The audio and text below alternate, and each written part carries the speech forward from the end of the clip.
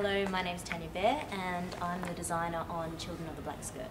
The idea always starts with the director and the director's vision. So I met up with the director, Letitia Caceres, and we talked a lot about her vision for the show.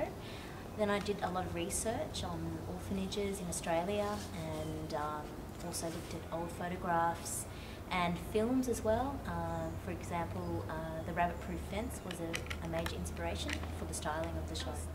Designing the costumes, I thought a lot about animal totems as a way of getting ideas for what the characters might be wearing.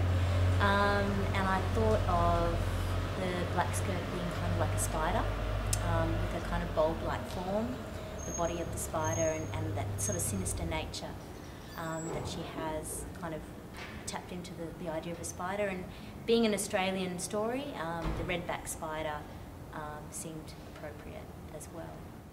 So the black skirt is made out of plastic boning.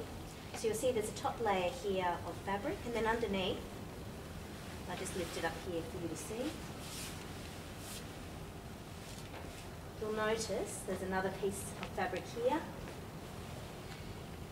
And then we get to the shaped fabric, and inside of it there's plastic boning going around in a circular fashion, which creates the shape for the black skirt. It's sewn into the actual fabric.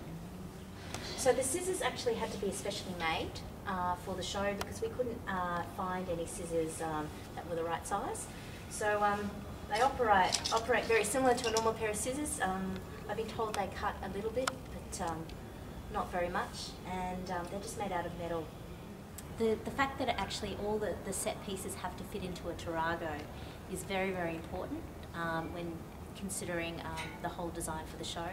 It also has to be set up by 3 actors, so it needs to be able to be carried to the location in which it's going to be performed and be set up very, very easily within half an hour. So that puts a lot of restraints on what the set actually is. My favourite moment really would be when we meet the 3 girls that come and discover the orphanage for the first time, and they come in and they see the costumes and they try on the costumes and then become the characters, and the whole story begins from there. I've been a designer for over 10 years, and I studied at a design school in Europe and got my qualifications there, and then I started as a design assistant and worked on small shows, built up my portfolio, and have just basically been working from there.